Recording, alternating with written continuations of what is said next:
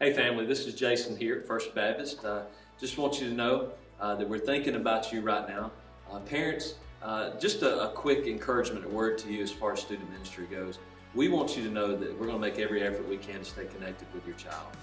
One of our heartbeats in ministry comes from Luke chapter 2 verse 52, and it speaks to the life of Jesus as a teenager, and it says that Jesus continued to grow in wisdom and in stature and in favor with God and man. That has been our heartbeat here with Driven students the entire time we've been at First Baptist. We want our students to grow physically, mentally, emotionally, and most certainly spiritually. And just because we're facing some separation right now doesn't mean that has changed at all. I want you to know, parents, that we're going to stay connected via telephone, via email, via text message, via social media. You name it. We're going to try to do our very best to stay connected with you and your student.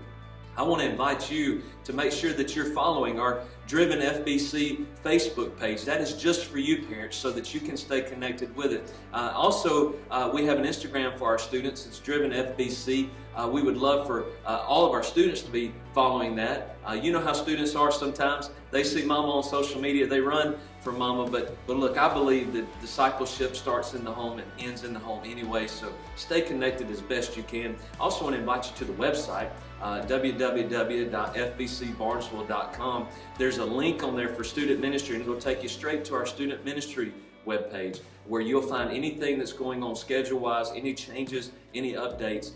You'll be up to date as best we can. We want you to know you're going to be hearing from different church staff members, different people in the church over the coming weeks. Our goal is to be connected daily with our family. I want to remind you too, parents, there's some things that drive our ministry, and I want to make this commitment to you that we're going to continue to step into this. First of all, we're going to invest. We're going to continue to invest in the next generation of students. Nothing has changed about that. We're going to make sure that we're doing all we can to partner with you that your student might grow into who God has called them to be. Secondly, I want to make this commitment to you to remind you that we're going to instruct.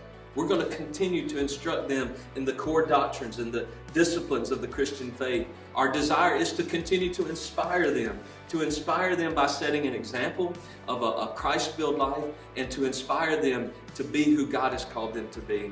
And then lastly, our hope and our desire in the coming weeks is to continue to ignite in them a passion to follow Jesus, even if that means following Him via social media. I also want to encourage you, parents, to take some time with your students while we're all at home. One of the things that's happened to Honey and myself recently is we are now in a house with 4 kids. You don't realize how big your family is until you're all in the same room. And to be honest with you, it took me a little off task. I didn't realize how big our family had gotten because we're always going in different directions. But one of the most joyful things that we're finding right now in the last 3 days is that wonderful time in the morning when we're all together.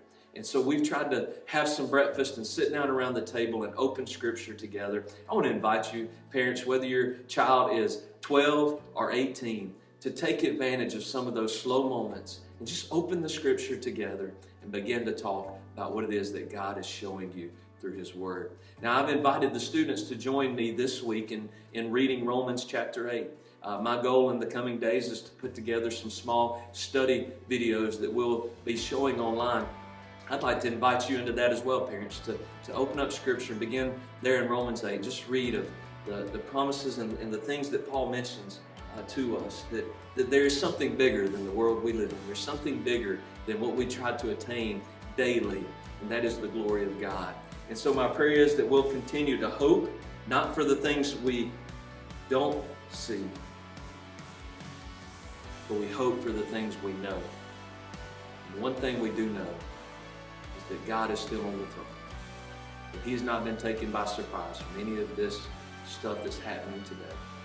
And let's wait for Him with patience, believing that He loves us. We love you here at First Baptist. We want to walk with you any way we can. If you need anything, feel free to give us a call. May God bless you in the days to come.